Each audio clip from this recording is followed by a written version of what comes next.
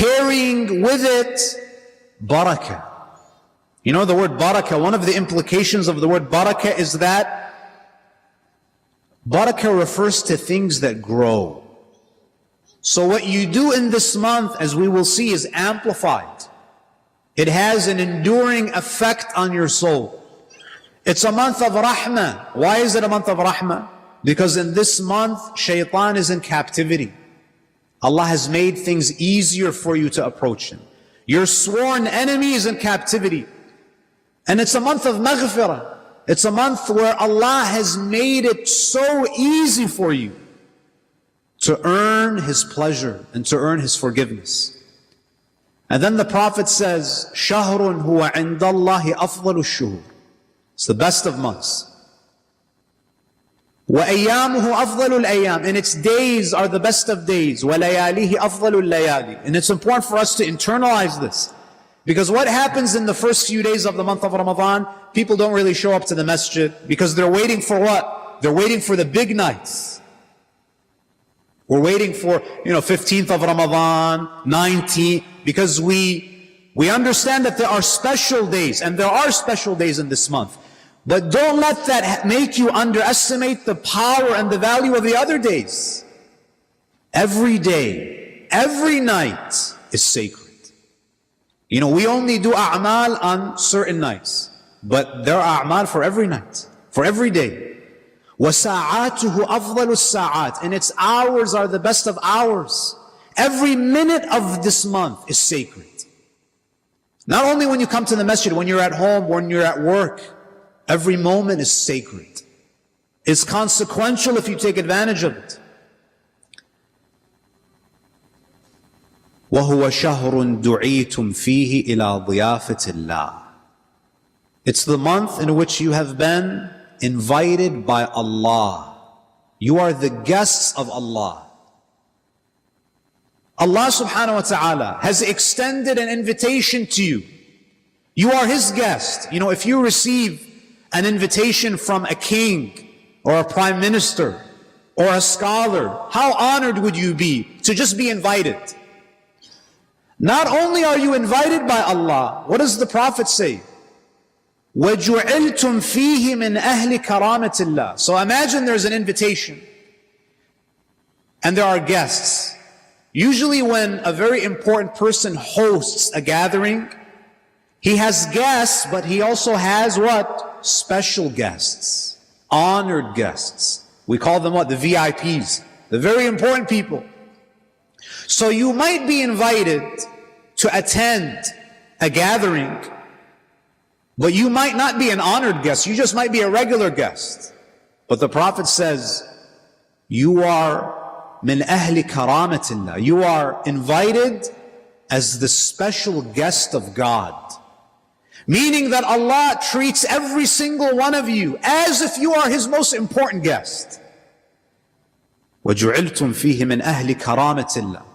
Now, what does it mean to be the honored guest of Allah? Because you're not just His guest, you are His honored guest. Now, how does Allah honor His guests? The Prophet explains, أَنفَاسُكُمْ فِيهِ تَسْبِيحٌ. When the host wants to honor his guest, he gives them special treatment.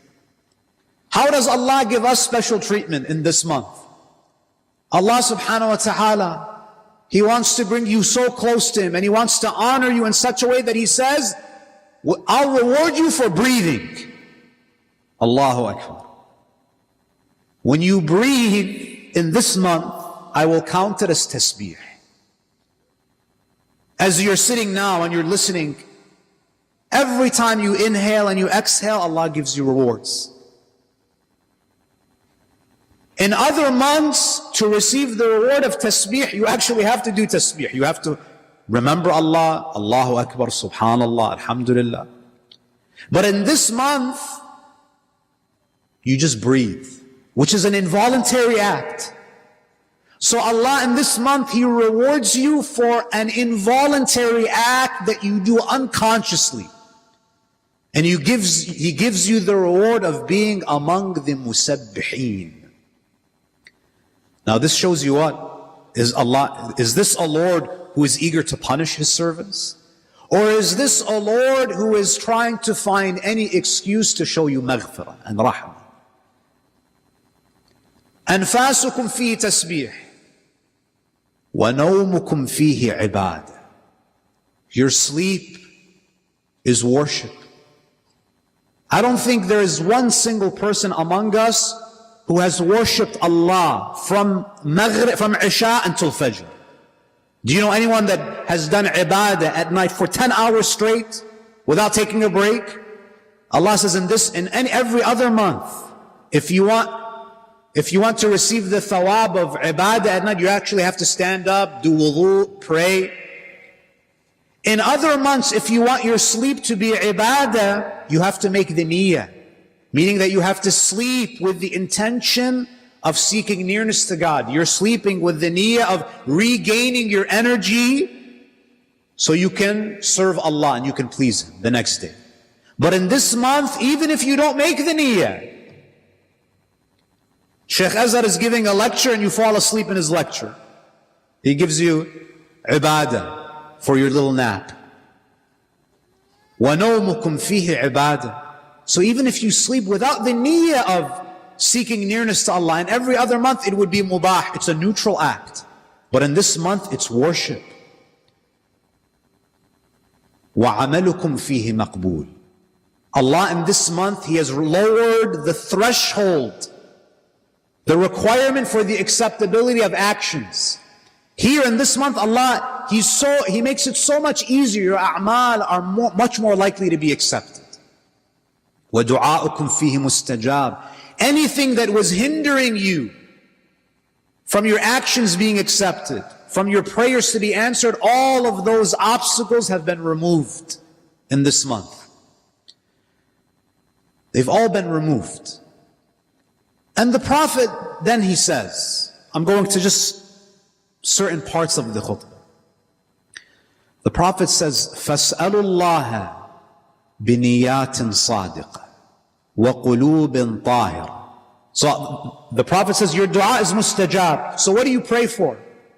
What should you pray for? The Prophet says, فَاسْأَلُوا اللَّهَ رَبَّكُمْ بِنِيَّاتٍ صَادِقَةٍ وَقُلُوبٍ طَاهِرَةٍ. Ask Allah with sincere hearts, with sincerity, with pure hearts. What should you pray for? Listen to the first thing the Prophet mentions. أَن يُوَفِّقَكُمْ لِصِيَامِهِ وَتِلَاوَةِ كِتَابِهِ. Ask Allah to give you the tawfiq to fast. You know, we take it for granted. Every month, every year, we fast. Do you know how many people become sick and they're not able to fast? Do you know how many people are under circumstances that prevent them from fasting? Don't take it for granted that you have the health to fast. Rasulullah says, always ask Allah to give you the tawfiq to fast. You know, sometimes you might have to travel during the month. Sometimes you get sick and you lose out on the opportunity to fast. Rasulullah says the first thing that you should ask is what? That Allah always gives you the tawfiq to fast. Don't take it for granted. There are many people who would love to fast, but they're not able to. It needs tawfiq. And then the Prophet, after mentioning fasting, what does he mention? Tilawata kitabih. Ask Allah to give you the tawfiq to recite the Quran.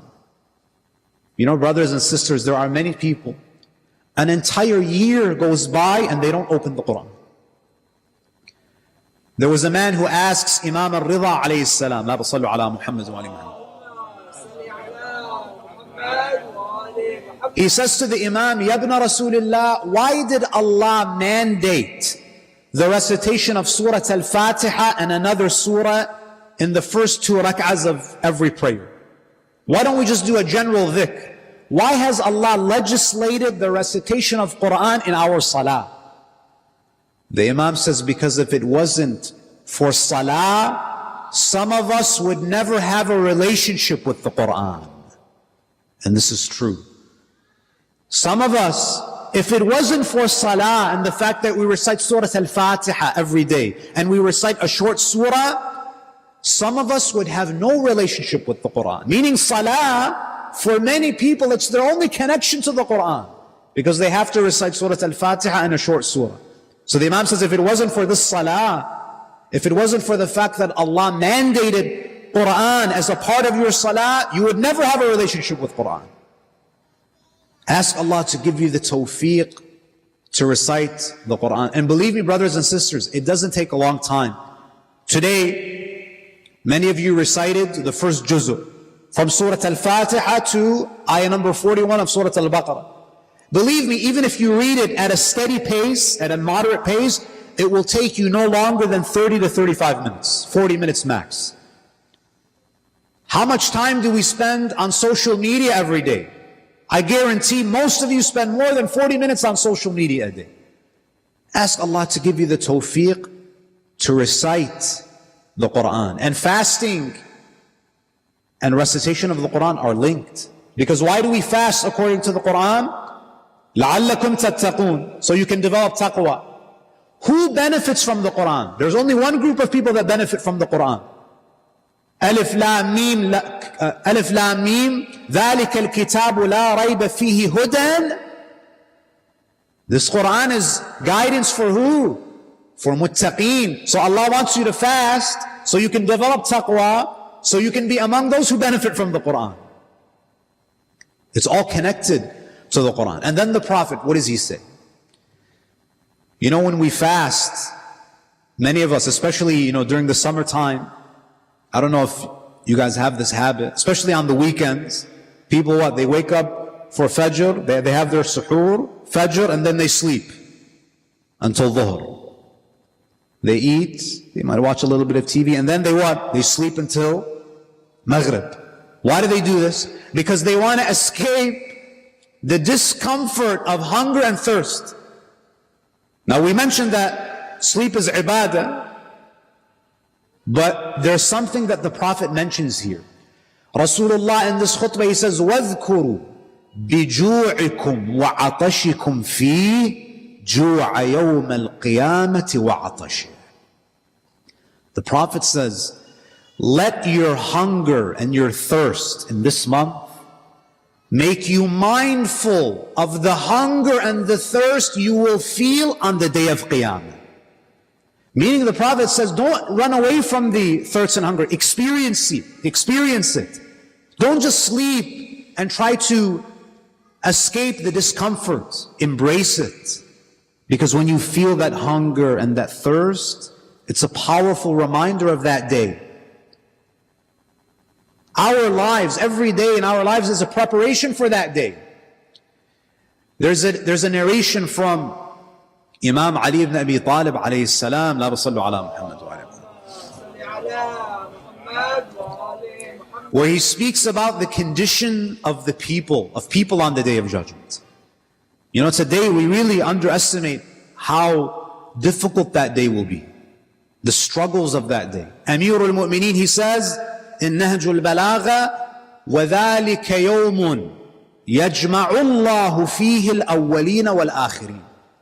That on that day, that is the day in which Allah will gather all people, from the time of Adam until the Day of Judgment. Every human being that has walked this earth will congregate on that day. وَذَلِكَ يَوْمٌ يَجْمَعُ اللَّهُ فِيهِ الْأَوَّلِينَ وَالْآخِرِينَ لِنِقَاشِ الْحِسَابِ وَجَزَاءِ الْأَعْمَالِ. So Allah can take people to account and recompense them for their deeds. And then what does the Imam say? خُضُوعًا قِيَامًا. People will be standing, humbled. No one is going to be arrogant on that day. We have arrogant people in dunya. Yawm al-Qiyamah, no one is arrogant. Everyone is humbled, standing. And then the Imam says, قَدْ أَلْجَمَهُمُ الْعَرَقِ وَرَجَفَتْ بِهِمُ الْأَرْضِ. The Imam says, because of the crowds on that day, some people will feel like they are drowning in sweat, the sweat of the people. People will be thirsty. وَرَجَفَتْ بِهِمُ الْأَرْضِ. And the earth is trembling beneath their feet. And then what does the Imam say? فَأَحْسَنُهُمْ حَالًا مَنْ وَجَدَ لِقَدَمَيْهِ مَوْضِعًا وَلِنَفَسِهِ مُتَّسَعٌ. Imam Amir al-Mu'mineen, he says, the person who is in the best situation on the Day of Judgment is the one who can find some room to plant his feet and for some space to breathe. Amir al-Mu'mineen says, this is the person who's in the best situation on the Day of Judgment. That if you can just find some room for your feet and just some room for you to breathe, then you are among the ones who will be saved on that day. Let the difficulties that you face, force yourselves to stay awake during the day. Feel the hunger and the thirst. Don't run away from it. وَتَصَدَّقُوا عَلَى فُقَرَائِكُمْ وَمَسَاكِينِكُمْ. The Prophet is telling the community that, if you look at his khutbah, the majority of the things that the Prophet speaks about are related to interpersonal relationships in the community. Because that's the essence of Islam. Be charitable towards the fuqara and the masakeen in the community. Now when I say the word faqir, a poor person, what do you automatically think about? Someone who's homeless and is begging for bread, right? We think that this is the definition of faqir.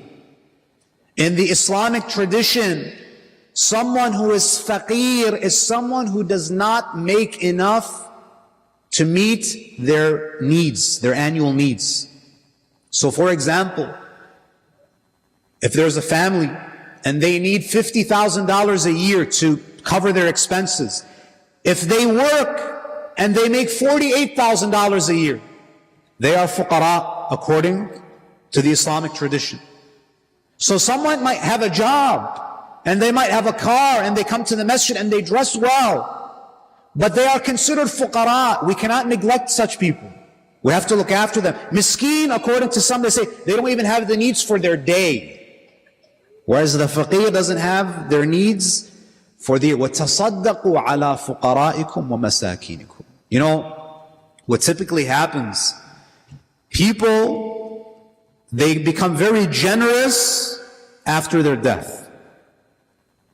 In our fiqh, you are allowed to do whatever you want with 1/3 of your wealth. You can put in your wasiyah, in your will, that 1/3 of my wealth, I want it to be donated to this person or that person. You have autonomy over 1/3. During the time of the Prophet, there was a man, when he was alive, he was very stingy. One of the companions of the Prophet, when he was alive, he was very tight with his money. On the day that he died, in his wasiyah, he mentioned in his will that I want you to distribute all of this money to the fuqara. The Prophet ﷺ, he attended the janazah prayer, and the Prophet saw a date. Tamar, a date. It's Medina. There are dates everywhere. Some of the dates are scattered on the ground. The Prophet saw a date on the ground, and the Prophet said, I swear by God that if this man were to have given a date while he was alive, it is better than giving all of this money after his death. Meaning that when you give, you should feel it. It's easy to give when you're gone, but give while you're alive, when you feel it. وَتَصَدَّقُوا عَلَى فُقَرَائِكُمْ وَمَسَاكِينِكُمْ. And then the Prophet, what does he say? وَوَقِّرُوا كِبَارَكُمْ. This is advice for the community. Respect the elders. And this is important for us to learn. Especially in Western culture, this is not an ethical value that we're taught. What are we usually taught? It's your life. You do whatever you want to do. It's none of anyone's business. Sometimes sisters, they come to me and they say that, Shaykh, I've decided to wear the hijab, but my grandparents or my parents, they're giving me a hard time. So we're talking about fulfilling a wajib, wearing the hijab. So there are two things that you can do. You can put on the hijab and tell the elders in your family that they can all go to hell. It's none of your business. Is this what Islam teaches you? Even when you want to obey Allah and there are people who are creating problems for you, if they're elderly, they're older than you, go about your business in a way that is least offensive to them. Tell them that I've decided to wear the hijab. I'm firm in my decision, but I respect your right to differ. That we always have to maintain akhlaq. We have to respect the elders when we want to go about our business. There are many communities that I visit, and there's always a clash between the elders and the youth. The elders want to run the masjid a certain way, and the youth want to run it another way. I'm not saying that we should agree and follow the elders blindly, but even when you disagree, you shouldn't be disrespectful. That if you want to disagree with someone, you have to maintain akhlaq. And the Prophet says, in this month, make an extra effort to show respect towards the elders. If an elderly person enters the majlis, and you're young and you're sitting in a more comfortable place, give up your seat. If you're sitting on a chair and you're a young person, give up your chair to someone who's elder. If it's the time of iftar and you're a young person, don't rush to the front of the line. Allow those who are older than you to eat before you. وَوَقِّرُوا كِبَارَكُمْ. And this is why the Prophet ﷺ, what does he say? He says, إِنَّ مِنْ إِجْلَالِ تَوْقِيرَ الشَّيْخِ مِنْ أُمَّتِي. The Prophet, he says, part of respecting me is to respect an elderly person in the community. Is there anyone that would have the audacity to disrespect the Prophet? No one would have the audacity to disrespect the Prophet. When you disrespect an elderly person, an uncle in the community, someone who's older, senior to you, what you're doing is that you're indirectly disrespecting Rasulullah. You have to pay attention. وَوَقِّرُوا كِبَارَكُمْ. So you can disagree, but you have to be respectful. And then the Prophet says what? وَارْحَمُوا صِغَارَكُمْ. Be kind.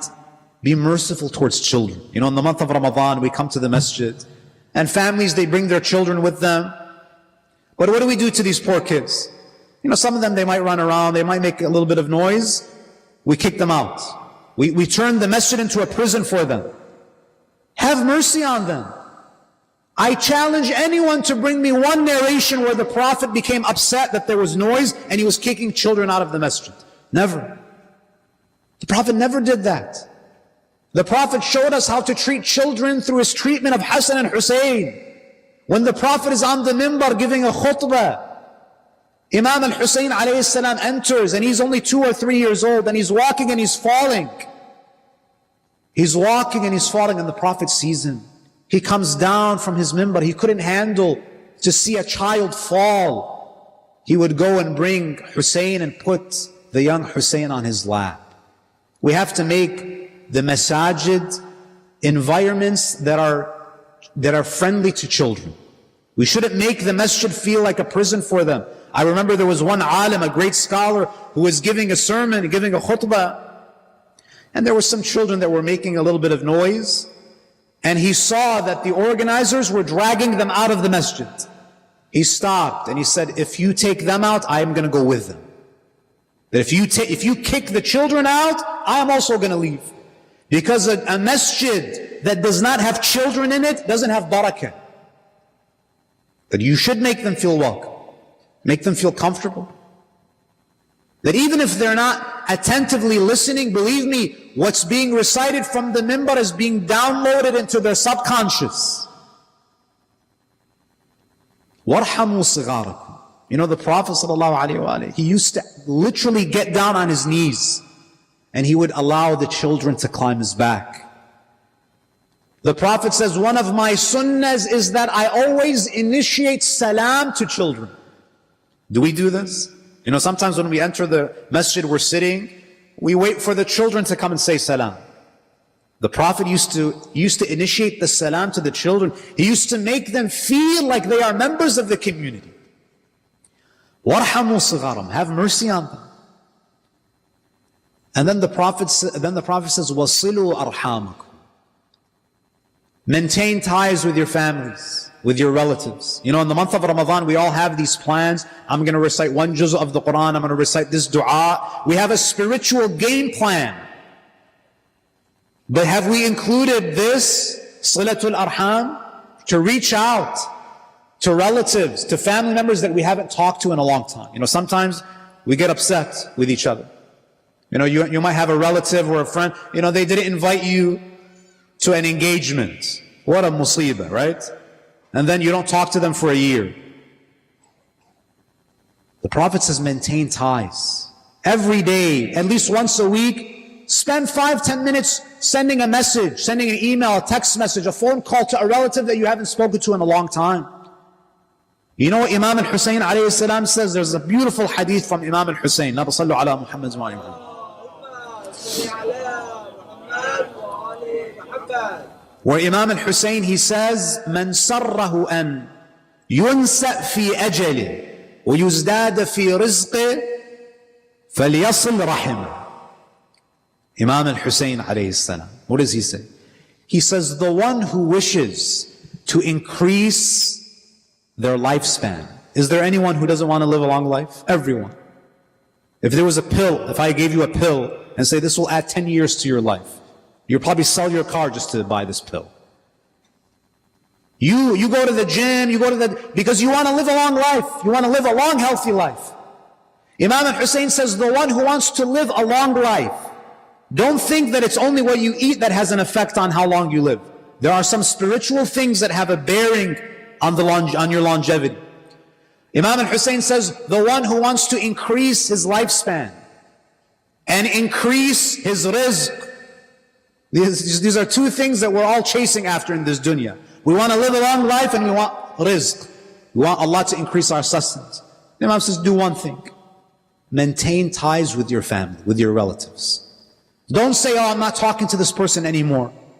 This cutting off ties with relatives, it decreases your lifespan. It has negative consequences on your dunya and your akhirah. وَصِلُوا أَرْحَامَكُمْ. Maintain ties with your family. And then the Prophet ﷺ, what does he say? Allahumma salli ala Muhammad. وَاحْفَظُوا أَلْسِنَتَكُمْ. Guard your tongues. Some of us, brothers and sisters, in the month of Ramadan, we've been fasting all day. We come to the masjid, and while we're having iftar, we're gossiping. Can you imagine? You fasted 15 hours. You prayed, you recited a juz of the Quran, and then while you're breaking your fast, did you hear what this person said? Did you see what she posted? You start backbiting. You know, the Prophet says on the day of judgment, there will be people who, when they are handed their book of deeds, some people will open it and they will say, Ilahi ma hadha kitabi. This is not my book of deeds. فَإِنِّي لَا أَرَى فِيهِ طَاعَتِي. You're going to say, oh Allah, I think a mistake has been made. I think I was given the wrong book. Why? Because I did so much worship. I offered so many prayers, and I don't see any of that in my book of deeds. فَيُقَالُ لَهُ. It will be said to him, إِنَّ رَبَّكَ لَا يَضِلُّ وَلَا يَنْسَى. Allah does not forget. Nor does Allah make mistakes. So what happened? ذهب عملك باغتياب الناس. Your good deeds were transferred to other people. Why? Because you backbited. Because you gossip too much. How unfortunate is it that you spend all this time praying and you read Dua Joshin al-Kabir and you sit and in 5 seconds you burn it all because you backbite. This is what should make you cry. That you squander all of these efforts. And there's another group of people on the Day of Judgment. You know, the victims of ghibah. They receive their book. And they say, Ilahi, this is not my book. I know myself. I didn't do Salatul Layl. I didn't go for ziyarah. I didn't do all of these deeds. فَيُقَالُ لَهُ إِنَّ فُلَانٍ اغْتَابَكَ فَدُفِعَ إِلَيْكَ حَسَنَاتُ. Such and such person backbited against you and you received their deeds. You received their deeds. So we have to pay attention to what we say. And then the Prophet says, وَغُضُّوا, that you have to lower your gaze. You have to pay attention to what you look at and what you listen to. You know, brothers and sisters, human beings are heavily influenced by visual images. When you look at something that you desire and that thing is haram, you create a knot in your heart. And that knot can only be undone either through tawbah or you fulfill that desire. When you look at non-mahram, when you look at the opposite gender lustfully, you're creating a knot in your heart. And either you do tawbah or you commit haram. There's no other way. So pay attention to what you look at. Everything that you look at has an effect on your spirituality. And don't listen to things that Allah has prohibited. And this obviously brings up the discussion of music, and we'll conclude shortly. I know it's difficult to stop listening to music. We're surrounded by it. You go to the mall, there's music. You go to the supermarket, there's music. We're surrounded by it. But you have to pay attention, brothers and sisters. At the very least, you might not be able to control the music that's playing in the mall, but you have control over what's playing in your car, what's being played in your house. You know, there's a reason why music is playing when you go to the mall. You think it's a mistake? You think it's a mistake? There's a reason why you're listening to, these musicians, and it's not Abdul Basit who's playing in the background. Why? Because that type of music is designed to make you impulsive and irrational. And that is the best ingredient for consumerism. Allah doesn't want us to be impulsive. He doesn't want us to be irrational. He wants you to listen to things that are going to enlighten your heart. And that's why Imam al-Sadiq, he says in a hadith, Baytul Ghina, he speaks about the consequences of listening to music, haram music. Baytul Ghina la tu'manu fihi al-faji'a. A house in which music is listened to is not protected from calamities. Number one. وَلَا تُسْتَجَابُ فِيهَا الدَّعْوَةِ. Du'as are not answered in a home in which music is listened to. You're listening to Cardi B and you're wondering why Allah is not answering your dua kumayn.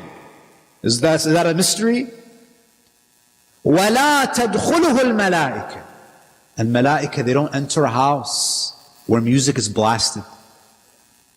So you have to ask yourself, if I'm going to listen to music, am I willing to sacrifice the security of my home, the answering of my dua, and the presence of malaika? And then the Prophet continues and he says, أيها الناس من فطر منكم صائما مؤمنا في هذا الشهر كان بذلك عتق رقبة ومغفرة لما مضى من ذنوبه. The Prophet says to the Muslims, if any of you, whoever breaks the fast of a fellow believer, you provide iftar in this month, you receive the reward of freeing a slave. Now, freeing a slave is a very unusual thing in our time. A slave was very valuable in 7th century Arabia.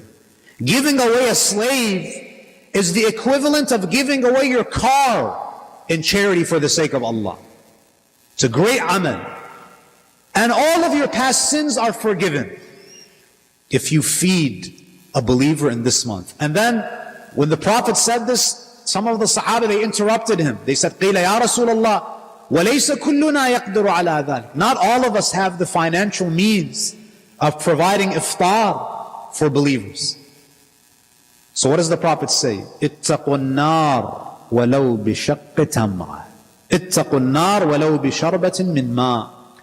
If you're not able to provide a meal, provide a date. Why dates? Because dates were the most common food at that time. They were literally all over the ground in Medina. Meaning, even if it's something as, get a bottle of water and pour cups of water and give it to those who are fasting when they want to break their iftar. You receive this thawab. And then, this is the final thing I'll mention. After the Prophet mentions all of these things, and you see that most of them are related to how you treat other people, Amirul Mu'mineen, he stands. Ali ibn Abi Talib says, after the Prophet finished his khutbah, I went to him. And I asked him, Ya Rasulullah, ma afdalul a'malu fi hadha ash-shahr. You mentioned all of the good things that we can do. But Ali ibn Abi Talib doesn't only want to do what is good. Ali wants to do what is best. And this is something that we have to learn. That we as the followers of Ali, we should not settle for only what is good. We have to settle for what is best. We have to aspire for what is best. And then the Prophet says, Ya Aba al-Hasan, أفضل الأعمال الورع عن محارم الله. The best thing to do in this month is to not sin. You know, some of us, we think that it's about what I should do But the Prophet is saying, no, it's more about what you should refrain from doing. You need to develop taqwa. You know, during the time of Imam al-Sadiq and Imam al-Baqir, Imam al-Sadiq was very young and he was doing tawaf around the Kaaba. He was doing a mustahab tawaf. His father, Imam al-Baqir, saw him sweating and exerting himself. He went to his son and he put his hand on his shoulder. He says, my son, if you have taqwa, you don't need to put this much effort. Even the little that you do, Allah will be pleased with it. If you have taqwa, Allah will be very pleased with the little that you do. And an example is, imagine you have a boss, and your boss gives you a project and gives you a strict deadline. Let's say you don't deliver the project on time. You don't meet the deadline. And then the next day you throw a big party for your boss. You throw a lavish party. Is that party really going to mean anything after you miss that deadline? It's not. But if you meet the deadline and the next day you only get your boss a cup of coffee, that cup of coffee is going to be more valuable than the party that was thrown by the employee that didn't finish the job. So this is why the Prophet says that when you do things, make sure that you are doing it with taqwa. Because it is better to refrain from the muharramat and do the wajibat rather than commit all the haram and do all of the mustahabbat. Because Allah says in the Quran, إِنَّمَا يَتَقَبَّلُ اللَّهُ مِنَ الْمُتَّقِينَ. Allah accepts only from those who have taqwa. We ask Allah Azza wa Jal to bless us and guide us and illuminate our hearts with the teachings of Muhammad wa Ali Muhammad.